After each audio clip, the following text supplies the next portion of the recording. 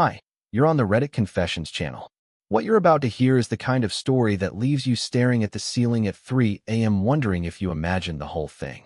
Saturday morning. Rain tapping against the windows like it knew something I didn't. I was halfway through folding laundry, her side, not mine, when I saw it. A white ceramic mug on the kitchen counter with a red lipstick mark smeared across the rim. Only one problem. Mallory doesn't wear red lipstick. I stood there holding one of her old college t-shirts, the one with the faded Jazz Festival logo, and just stared at that mug like it was ticking. We don't own mugs like that. We collect weird ones, novelty junk from thrift stores. This one was plain, elegant, minimalist. Everything we're not. And that's when it clicked. The party. She'd gone the night before. Said it was just a small thing with coworkers. I told her I didn't feel great about it, that I'd prefer she stay home. Not because I'm controlling, but because there was something off in her voice when she told me about it. Too casual, too rehearsed, like she'd already made up her mind and just needed to pretend she was asking. She left anyway. Tight black dress, hair straighter than usual, perfume she keeps in the drawer labeled special occasions. I didn't text her, didn't wait up. I just powered down. Emotionally, I mean, like flipping a switch. I couldn't take another night of pretending things were okay. She never came home. Until now. Right as I picked up that lipstick-stained mug, still warm, by the way, the doorbell rang. And there she was, on the porch, barefaced, soaked from the rain. No coat, no bag, just her and a look I didn't recognize. Not guilt, not fear, something worse, a kind of hollow panic. She opened her mouth, closed it, then finally said, "Curtis, I made a mistake. I need you to listen." And just like that, the mug slipped from my hand and shattered on the floor. She stood there in the rain, blinking like she hadn't slept, her arms hugging her chest as if she could hold herself together a little longer. The words, "I made a mistake," were still echoing in my ears, but she didn't step inside. She just waited, like she wanted me to pull the truth out of her one word at a time. I didn't move, didn't speak. I just stared at her face. Pale, mascara barely clinging to her lashes, lips trembling not from cold, but something heavier. Regret, maybe. Fear, definitely. I finally stepped aside and let her in. She walked slowly, like she was stepping onto thin ice. No umbrella, hair dripping onto the hardwood. She didn't look at me as she passed. Instead, she glanced at the broken mug still lying in pieces on the floor. "That wasn't mine," I said. She froze, just for a second, then nodded. We stood there in silence. The only sound was her wet clothes sticking to her as she sat on the edge of the couch like a guest in someone else's house. My house. Our house. Or what used to be. "I wasn't going to tell you," she whispered, eyes fixed on a spot in the floor. I told myself it didn't matter, that I could just move on and pretend. Pretend what? I asked, my voice quieter than I expected. That I didn't, her voice broke. That I didn't cross a line. There it was. Not the whole truth, but the shape of it. I could see it rising like smoke in the air between us. I didn't interrupt her, didn't scream. I just listened, because if I opened my mouth, I didn't trust what would come out. "It started as a joke," she continued. "At the party. There was a game. Some stupid dare thing. Everyone was drinking and laughing, and someone said I wouldn't kiss him. And I don't know why, I didn't walk away. I laughed. I leaned in. I kissed him. Just for a second. But I felt something." That sentence hit me like a sledgehammer. Not the kiss. Not even the party. But I felt something. It meant more than the act. It meant something inside her woke up in that moment. Something that hadn't stirred in years, not with me anyway. "And then?" I asked, barely recognizing my own voice. She looked at me, finally, eyes red raw. And then we didn't stop. My chest tightened. I felt this strange, delayed reaction, like my body had heard the words before my brain had. My fingers were trembling slightly, and I shoved them into my hoodie pocket so she wouldn't see. "Who is he?" I asked, though I already knew the answer. I'd seen the way she talked about Grayson, the way her voice lifted just slightly when she mentioned his name. I'd convinced myself I was being paranoid. She didn't say anything. That was answer enough. Then she said, barely audible, "We didn't mean for it to happen again." But it did. Again. That word just hung in the air. It wasn't a one-time thing. It was a choice. Repeated. I stood up too fast, and the room tilted for a second. I felt stupid. Small. Like I was just some side character in her main storyline. The guy you forget existed until he walks into a scene at the wrong time. I didn't come here to beg, she said suddenly, her voice firmer. I came because I couldn't lie to your face anymore. I had to tell you. I wanted to say something back.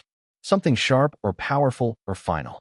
But all I could do was walk to the sink, pour myself a glass of water I didn't even want, and stare at my own reflection in the window.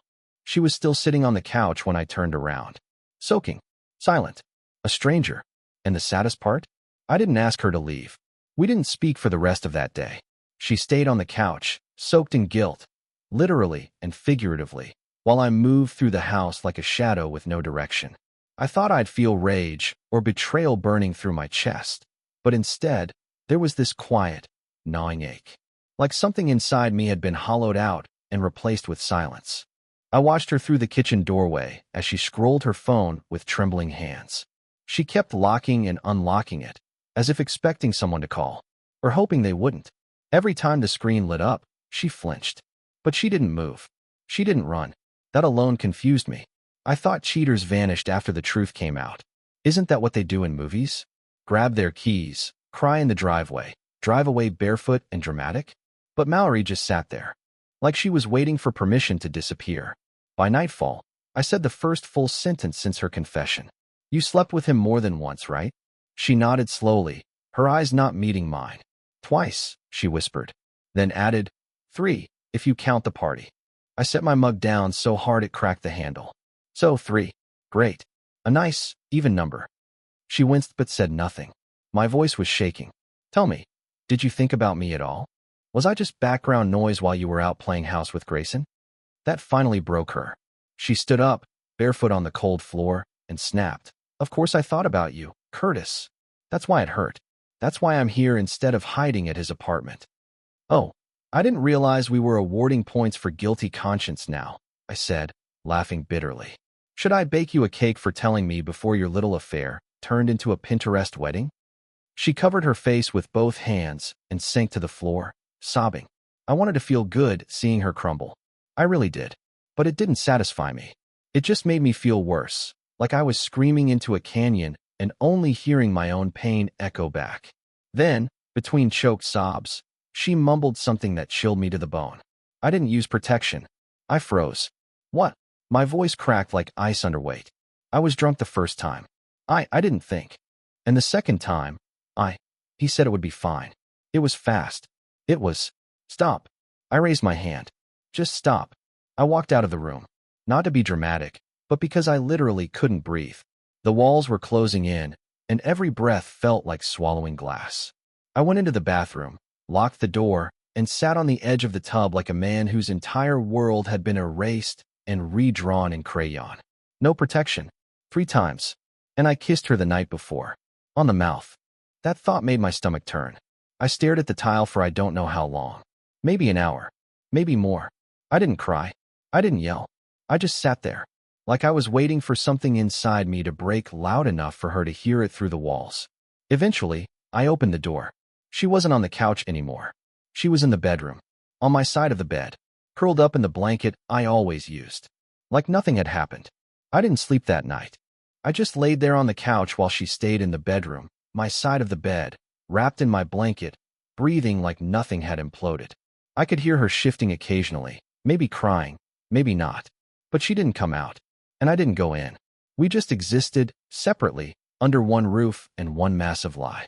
At some point, around 3:30 in the morning, I opened her laptop.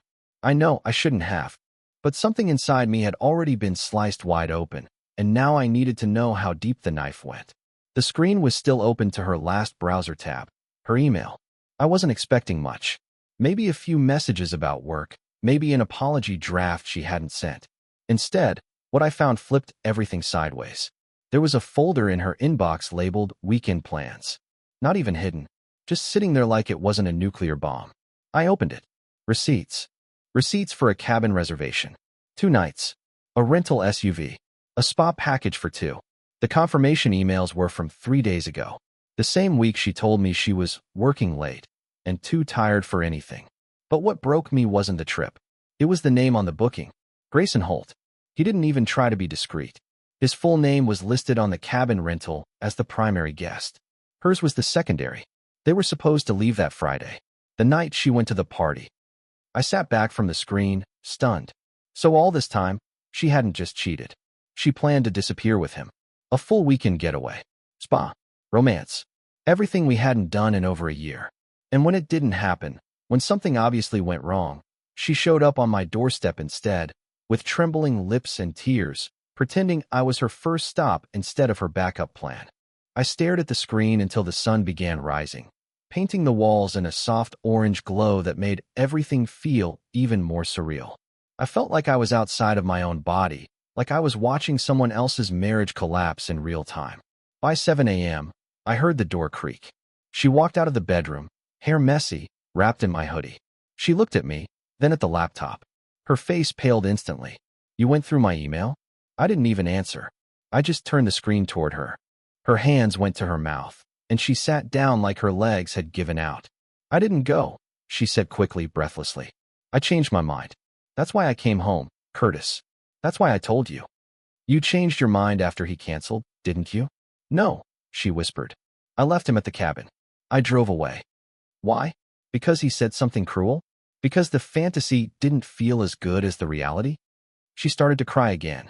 But this time, I wasn't moved. Not because I didn't feel anything, but because I felt too much. I couldn't tell which part of me was angry, devastated, or just embarrassed that I ever believed I was enough for her. "I sat here thinking I failed you," I said quietly. "Thinking maybe I was too boring, too safe, too small. But now I see it. You didn't just fall. You jumped, eyes wide open. I came back to fix it." "No," I said, shaking my head. "You came back because your perfect weekend didn't turn out the way you wanted. You came back because he disappointed you, not because you missed me." She covered her face and sobbed harder. But I didn't comfort her. I couldn't. Not anymore. I stood up, walked into the bedroom, and packed a duffel bag. Just a few things, enough for a few nights away. I didn't slam doors.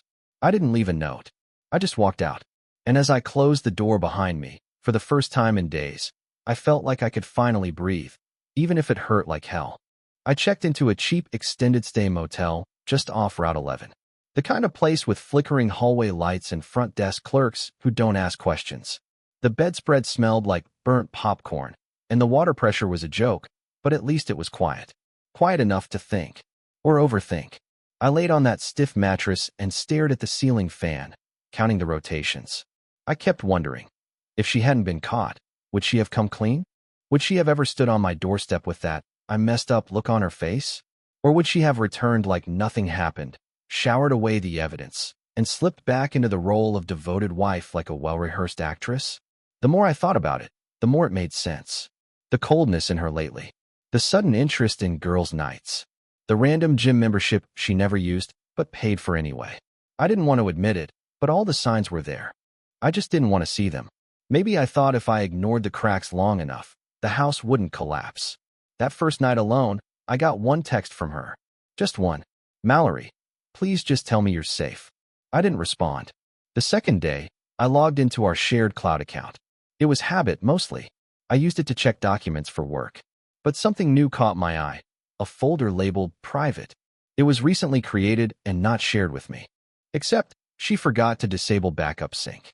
Inside were photos. Not explicit, but not innocent either. Her in that same green dress she wore the night of the party. A low-angle selfie, clearly taken in a hotel bathroom. Dim lighting, lipstick fresh. Her eyes weren't looking at the camera, they were looking slightly above it, meaning someone else was likely holding the phone. Or watching. There were 6 photos total. In one, she was laughing, head thrown back. In another, she was lying on a hotel bed, feet crossed, holding a wine glass. The last one was a mirror shot. Her blouse undone, just enough to be suggestive but not graphic. His reflection was visible behind her, shirtless, smirking. I stared at the screen, my stomach turning. It wasn't just that she cheated. It was how comfortable she looked doing it. Like she wasn't conflicted. Like this wasn't some one-time slip. This was a version of her I didn't even recognize. I closed the laptop and sat in the dark. The walls of the motel felt like they were breathing. I wanted to scream, to throw something, to punch a hole through the drywall, but I didn't. Because honestly, I didn't even feel angry anymore. I just felt erased. I finally responded to her late that night. "Me, I'm alive. That's all I can say right now. She replied almost instantly. Mallory, can we talk in person? I have something else to tell you. I didn't respond, because something told me the next bombshell was worse than the first. I didn't answer her right away. I let that last message sit there for hours, staring at it like a landmine. I have something else to tell you. What else could there possibly be? I already felt like a stand-in husband, a disposable extra in the background of someone else's movie. But something about the way she said it, that quiet, urgent tone, pulled at me. By the time I finally texted back, it was nearly 2 a.m. Me. Fine. 1 hour. Public place. Tomorrow. We met at a diner halfway between our house and the motel. It was a place we used to go when we first started dating, back when conversations were easy and she used to laugh with her whole face, not just her mouth. Now she looked like a version of herself rendered in grayscale. No makeup, no jewelry, just a hoodie and jeans, and a haunted look that didn't match the pastel wallpaper behind her. She sat across from me at a corner booth, picking at the corner of a napkin with trembling fingers. I didn't order coffee. I didn't say hello. She cleared her throat. It's not just Grayson. The world stopped. I blinked slowly. What? I lied. She whispered, eyes fixed on the napkin. He wasn't the first, and he might not be the last. I felt like I was watching the floor vanish beneath me. She kept talking, but her voice faded into a buzz. Something about an old friend from work. A mistake during a weekend conference 2 years ago. Then another guy, someone she met through a book club, of all things. We never did anything physical, she said quickly, as if that softened the blow. But we talked. A lot. I think I was emotionally cheating with him for months. I stared at her like she was a stranger who just hijacked my wife's body. She finally looked up. I wasn't happy, Curtis. I didn't know how to tell you. You always seemed so resigned. Resigned? I choked out a laugh. You mean exhausted? Burned out from trying to hold together something you were secretly sabotaging? Her eyes welled up. I didn't plan for it to spiral like this. I thought I could control it. I thought I could keep you and still have something exciting on the side. And then I hated myself for it. Every day? But you didn't stop, I said coldly. You just got better at hiding. Silence hung heavy between us. The waitress came by and asked if we needed anything. I shook my head. Mallory didn't even look up. I want to fix it, she said softly. I want to go to counseling. Come clean. Start over. Start over? How do you start over when your memories have been poisoned? When every I love you echoes with the sound of someone else's name in her mouth. I stared at the woman across from me, the one who used to feel like home, and realized I didn't recognize her anymore. She reached across the table to touch my hand. I flinched. Don't, I said. Don't try to play both sides again. You made your choices. Now I have to make mine. I stood up, heart pounding, throat dry. I'm done listening, I said. Now it's your turn to sit in silence. And then I left. I didn't look back. After I left the diner, I didn't go back to the motel. I drove aimlessly for hours, headlights cutting through fog, my mind spiraling in and out of rage, disbelief, and grief. I wanted to scream. I wanted to punch the steering wheel, cry, or crash into something just to feel real. But instead, I just kept driving, like if I went far enough, I could outpace the truth. Around 5 a.m., I stopped at a gas station to grab coffee. While standing at the counter, something made me check our shared phone account. Not the texts. I'd seen enough betrayal for one lifetime. But the location history. I'd forgotten we still had each other on Find My Phone, a feature we set up years ago when we used to care about each other's safety. Her last known location wasn't home. It wasn't the diner. It was his building, Grayson's, at 3:12 a.m., hours after our conversation, hours after her teary confession, her desperate plea for counseling and starting over. I stared at the screen like it was mocking me. That little blue that had moved from our neighborhood straight across town and landed on his high-rise address. I couldn't stop shaking. It wasn't just the betrayal anymore. It was the insult, the performance. She sat across from me, confessing to multiple affairs, begging for forgiveness, saying she wanted to rebuild, and then went straight to him. Again, after everything. I don't remember driving there. I just know that 20 minutes later, I was parked outside his building. Not to confront them. I wasn't stupid or reckless. I just needed to see it with my own eyes. And I did. At 6:07 a.m., Mallory walked out of the front entrance wearing the same hoodie from the diner. Her hair was tied up, and she looked calm. She wasn't crying anymore. She looked like someone who had just made peace with a decision. She got into her car and drove away like she didn't just crush the last living part of me under her heel. I waited a few more minutes, then left. Back at the motel, I sat on the edge of the bed, phone in my hand, wondering if I should call her, scream at her, send screenshots of the location history, burn the last bridge. But something inside me had gone quiet, like a fuse had blown, and I couldn't feel the heat anymore. Instead, I called someone I hadn't spoken to in years, my older sister Dana. We weren't close, not since she moved across the country. But she always saw through Mallory from the start. She didn't gloat when I told her. She didn't say, "I told you so." She just said 5 words I hadn't expected. "You can come stay here." That offer felt like a hand reaching through the rubble. I accepted. I packed my things in silence. There wasn't much to take.